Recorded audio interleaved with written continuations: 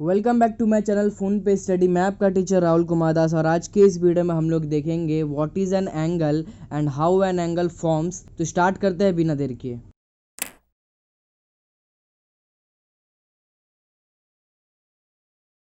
तो सबसे पहले हम लोग एंगल का डेफिनेशन को पढ़ते हैं। In geometry an angle can be defined as the figure formed by two rays meeting at a common end point. एक ऐसा फिगर जिसमें दो रे होगा और दोनों रे का एंड पॉइंट कॉमन होगा, यानी कि दोनों रे एक ही पॉइंट पे इंटरसेक्ट करेंगे, उस तरह के फिगर को हम लोग क्या बोलेंगे? एंगल बोलेंगे। तो सबसे पहले हम लोग क्या करते हैं, दो रे को लेते हैं। यहाँ पे मैंने दो रे लिया है जिसका पहला ओ ए है और दूसरा ओ बी है। साइड में आप लोग को दोनों रे दिख रहा होगा। अब क्या कर रहे हैं, इसको मीट करा रहे हैं, यानी कि इंटरसेक्ट करा रहे हैं कॉमन पॉइंट पे, मतलब एक पॉइंट पे। यानी कि देख रहे हैं दोनों में कौन सा कॉमन पॉइंट है?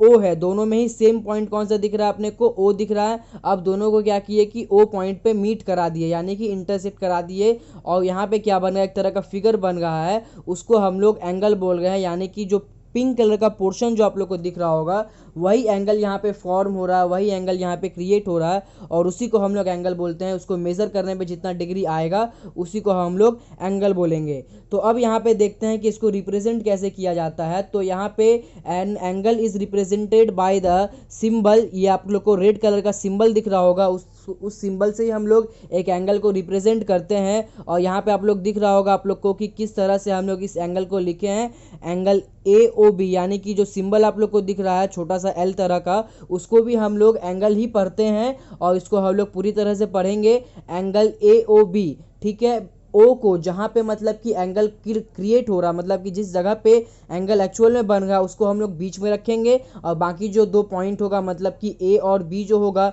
उसको हम लोग आगे पीछे करके लिख सकते हैं। यानी कि इसको दो तरह से लिख सकते हैं। एक तो एंगल ए ओ बी करके लिख सकते हैं हम लोग, और दूसरा कैसे लिख सकते हैं? बी ओ ए। ठीक है। बीच का जो ओ है वो सेंटर में ही रखना है अपने को, क्योंकि उसी पे एंगल बन रहा है, इसको अपने को बताना पड़ता है और उसको बताने के लिए हम लोग उसको बीच में रखते हैं। ठीक है। अब जाके हम लोग देखते हैं इस एंगल में कितने पार्ट्स हैं। तो यहाँ पे टोटल दो पार्ट्स है। पहला अपना आर्म है, तो आर्म को पहले पढ़ते हैं।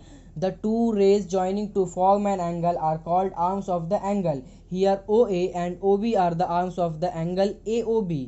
तो अपना यहाँ पे जो देखे थे, जो दो रे लिए थे, उसी को हम लोग आर्म बोलेंगे, यानी कि ओ ए और ओ बी ही अपना आर्म होगा इस एंगल के लिए। ठीक है। अब जाके हम लोग क्या करेंगे, वर्टेक्स के बारे में पढ़ते हैं। तो common point, the common end point at which the two rays meet to form an angle is called the vertex. Here point O is the vertex of angle A O B.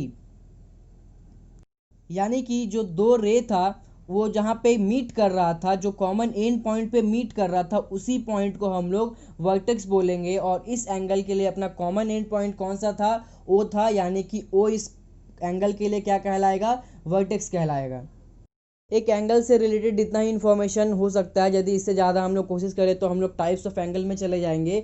और इस video के लिए मैं सिर्फ angle कैसे बनता है और एंगल किसे कहा जाता है, मैंने सिर्फ यही समझाया। इसके बाद का जो वीडियो होगा उसमें हम लोग देखेंगे कि एंगल का कितना तरह का होता है, किस किस तरह का एंगल होता है।